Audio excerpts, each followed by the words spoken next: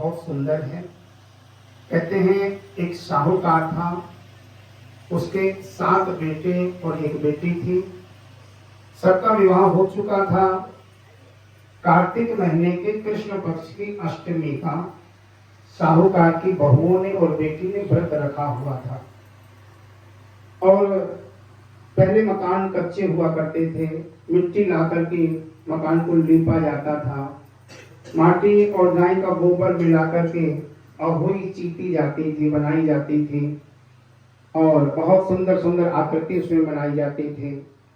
तो ये साहूकार की बहुएं और बेटी माटी लेने के लिए खदान में गई।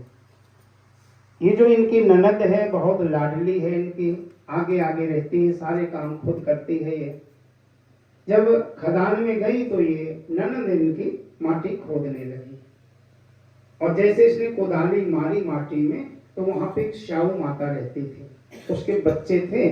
उस कोदाली के लगने से उसके बच्चे मर गए। श्याऊ माता आ गई, कोदाली में खून लगा देखा तो बहुत क्रोध करने लगी और कहने लगी तूने मेरे बच्चों को मार दिया, मैं भी तुझे अपने बच्चों के लिए रुलाऊंगी। तूने मुझे बच्चों का दर्द दिया है ना, तो मैं भी तुझे तेरे बच्चों का दर्द दूंगी, मैं तेरी कोख बांधूंगी। अब वो घबरा गई। उसने अपनी भाभियों की ओर देखा, बड़ी भाभी से कहा कि मेरे बदले आप अपनी कोख बंधवा लो। बड़ी भाभी ने मना कर दिया। एक एक करके 6 भाभियों ने मना कर दिया, लेकिन जो सबसे छोटी भाभी है वो बहुत प्यार करती है अपनी ननद से।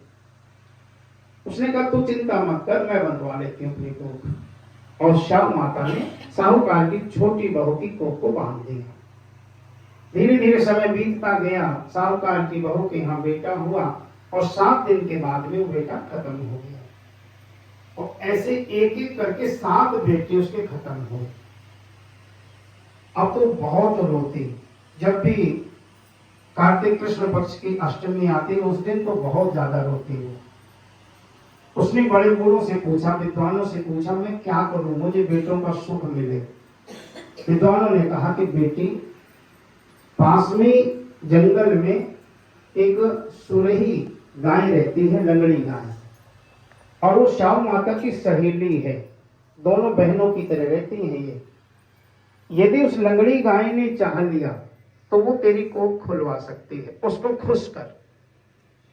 अब इसने रोज का नियम लगा लिया, सुबह सुबह जाती उस जंगल में जहाँ पे सुरही माता रहती थी, वहां पे जाके गोबर उठाती, वहां पे जगह को लीपती, चारा रख के आती, पानी रख करके आती।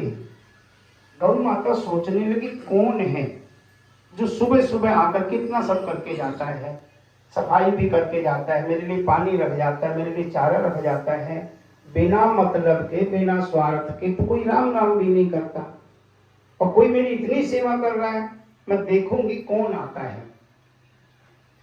गौ माता सुबह अपनी आंखें खोल करके देख रही हैं, साहूकार की बहू आई, आकर के उसने साफ सफाई करी, पानी रखा, चारा रखा और जब लौटने लगी तो गौ माता ने आवाज लगाई, सुनो बेटी तुम कौन हो, मेरी सेवा क्यों करती हो, तुम्हें क्या चाहिए। साहूकार की बहू ने सारी बात बता दी कि मेरी कोख बंधी हुई है, श्याऊ माता ने बांध रखी है और आप खुलवा सकती हो। गौ माता ने कहा कि मैं तेरी सेवा से खुश हूं और मैं तेरी कोख जरूर खुलवाऊंगी, लेकिन इसके लिए तुझे मेरे साथ चलना पड़ेगा। अब श्याऊ यहाँ नहीं रहती, वो 7 समुद्र पार चली गई है और तू मेरे साथ चल। अब ये दोनों यहाँ से चल पड़ी, चलते चलते थक गई, धूप बहुत ज्यादा थी और एक वृक्ष के नीचे बैठ गई। गौ माता लेटती सो गई और साहूकार की बहू को नींद नहीं आ रही है। उसके दिमाग में ये है बस कितनी जल्दी हम वहां पहुंचे। इतने में साहूकार की बहू ने क्या देखा, एक काला नाग उस पेड़ की ओर आ रहा था। इसने लकड़ी उठाई वहां से और लकड़ी उठाकर वो सांप को मार दिया, पत्तों से उस सांप को ढक दिया, लकड़ी को एक तरफ फेंक दिया और उस वृक्ष के ऊपर एक गरुड़ पंखनी रहती थी, उसके बच्चे रहते थे। गरुड़ पंखनी ने लकड़ी पे खून लगा देखा तो सोचा इसने मेरे बच्चों को मार दिया और ये सोच करके साहूकार की बहू की ओर गरुड़ पंखनी बढ़ने लगी मारने के लिए। ऊपर से बच्चों की आवाज आई। बच्चों ने कहा कि माँ इनको मत मारना, ये तो हमारी मौसी हैं। गरुड़पंखनी ने कहा मौसी हैं? बोले हाँ, रोज एक काला नाग आता था, हमें बहुत दुखी करता था, बहुत परेशान करता था, और इन्होंने आज उसको मार दिया। अब हम निडर हो गए हैं। गरुड़पंखनी बहुत खुश हुई और बोली बेटी मांग, तुझे क्या चाहिए? तूने मेरे बच्चों को सुख दिया है, मैं भी तुझे सुख दूंगी, मांग क्या चाहिए? बोली यदि आप देना चाहती हो तो हमें अपनी पीठ के ऊपर बिठा करके मुझे और गौ माता को शाऊ माता के यहाँ पहुंचा दो। गरुड़पंखनी ने कहा बैठो, और ये शाऊ माता के पास में ले गई। गौ माता और शाऊ माता दोनों जब मिली तो बहुत खुश हुई। बचपन की सहेली हैं और वर्षों बाद मिल रही हैं, एक दूसरे के हाल चाल पूछने लगी। तो सुरही माता ने साहूकार की बहू को इशारा किया।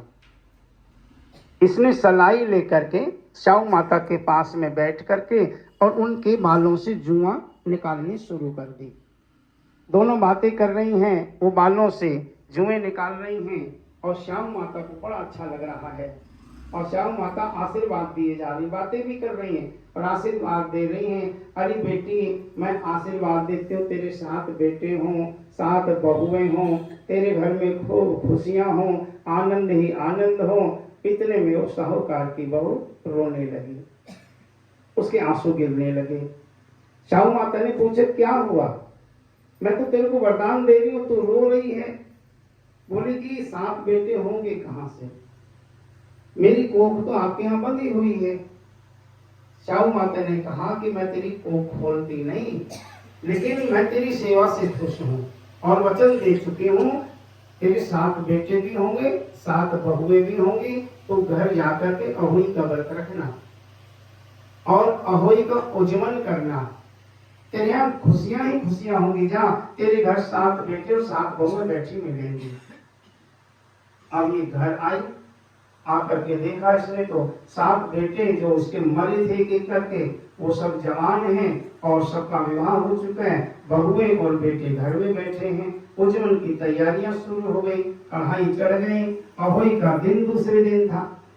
सुबह सुबह बड़ी जो इसकी जेठानियां थी वो सारी उठी।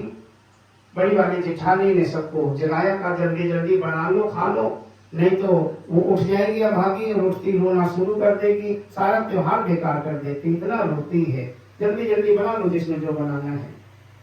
अब बहुत देर हो गई, अभी तक रोने की आवाज नहीं आई। बड़ी जेठानी ने अपने बेटे को भेजा, जाके देख तो सही, तेरी चाची रोई नहीं, अभी तक आवाज नहीं आई उसकी। और ये गया, जाकर के देखा, रोना कहाँ, वहां तो नाचना हो रहा है, खुशियां मनाई जा रही हैं, उज्जवल की तैयारियां चल रही, कढ़ाई चढ़ी हुई है। दौड़ करके आया, इसने सारी बात बताई। ये सब दौड़ी दौड़ी आई, आकर के देखा ये सब कैसे हो गया, पूछा तो उसने कहा ये अहोई माता की कृपा से हो गया।